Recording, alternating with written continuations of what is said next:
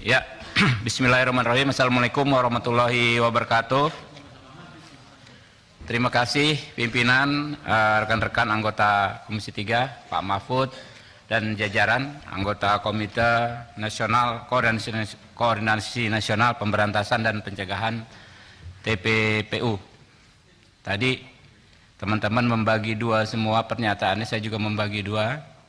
Yang pertama, tentu kita juga harus mengedukasi publik. Terima kasih Pak Mahfud, tadi disampaikan bahwa DPR dan pemerintah itu sejajar. Tapi kami juga perlu memperjelas pada publik bahwa kami melaksanakan hak konstitusional sebagai pengawas. Kami melakukan tugas pengawasan. Jadi bukan dalam konteks sejajar atau tidak. Lalu anggota DPR itu memiliki hak imunitas dalam menyampaikan pertanyaan atau pernyataan. Kalau anggota DPR bertanya tidak pantas, apakah bisa dibiarkan? Tidak juga. Ada mekanismenya. Kalau dianggap melanggar etika pertanyaannya, bisa dilaporkan ke Mahkamah Kehormatan Dewan DPR RI. Dan saya hadir juga pada rapat kemarin dengan Pak Ivan. Yang saya tangkap nggak ada masalah juga.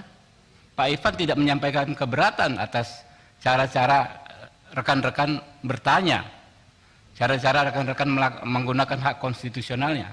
Mungkin nanti dikonfirmasi ke Pak Ivan apakah akan menggunakan haknya, karena menganggap pertanyaannya tidak berkenan akan melaporkan kawan-kawan tersebut ke Mahkamah Kehormatan Dewan kalau dianggap tidak pas. Itu. Yang kedua, kita juga perlu mengedukasi publik.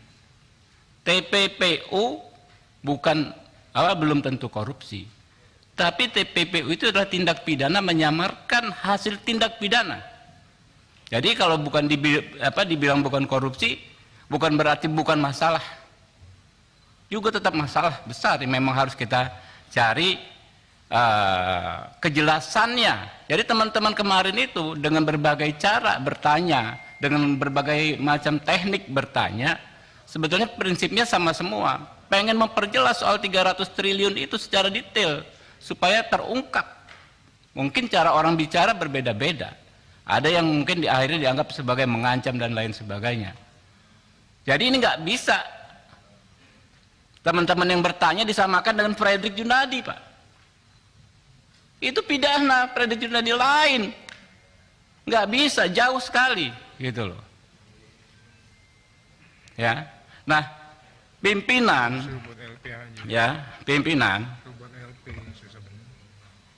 sejak awal kehadiran Ibu Sri Mulyani itu penting sekali, bukan dalam konteks komitenya. Kalau komitenya sudah ada Pak Mahfud benar, tapi konteks keterangan yang disampaikan langsung tadi Pak Mahfud terang benar mengatakan apa yang disampaikan Ibu Sri Mulyani jauh dari fakta. Kalau ada Ibu Sri Mulyani di sini tadi clear hari ini, jelas, menjadi jelas ya.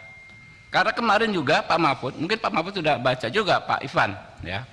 Ibu Sri Mulyani mengatakan kaget Pak Mahfud menyampaikan yang tanggal 8. Tetapi beliau baru menerima surat PPATK tanggal 9 dengan tanggalnya mundur tanggal 7. Lalu Bu Sri Mulyani mengatakan surat tersebut di luar pakem. Ya, apakah benar seperti itu? Kalau ada orangnya 2-3 pihak ini bertemu, saya pikir publik akan tercerahkan, akan dapat info yang jelas, gitu loh. Jadi Bu Sri Mulyani juga mengatakan ya soal angka tersebut ya, ada 100 surat nilai transaksi 74 triliun, 65 surat nilai transaksi 253 triliun, 135 surat nilai transaksi 22 triliun. Komite Koordinasi Nasional Pemberantasan TPPU ini kan sudah lama, Pak. Tapi kita nih anggota DPR aja baru tahu setelah Pak Mahfud bicara, ya kan? Permasalahan ini di tanggal 8. Kalau saya meminjam istilahnya Pak Hinca ya, bagaikan petir di siang bolong pernyataan Pak Mahfud. Tapi ditunggu-tunggu hujannya belum turun-turun sampai sekarang gitu loh. Kejelasannya belum ada sampai sekarang karena kita nggak mempertemukan gitu loh. Gimana Pak? Ya, lalu tindak lanjutnya kalau saya baca di sini juga masih abstrak sekali Pak Mahfud, ya.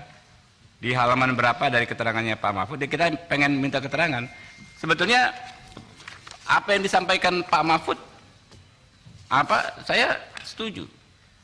Bu Sri Mulyani orang pintar, tapi mungkin dibohongi oleh bawahannya, tidak disampaikan fakta-fakta. Ya, itu yang kita pengen perjelas Pak. Saya pikir kesimpulan rapat ini harus tegas mengagendakan pertemuan. Kalau Bu Sri Mulyani sebagai Menteri Keuangan kan bukan mitra Komisi 3, tapi sebagai anggota Komite Koordinasi Nasional tentu domain Komisi 3 memanggilnya. Dalam waktu hitungan jam dari sini hari ya, mungkin hari Kamis ya kan atau hari Senin bisa dipanggil.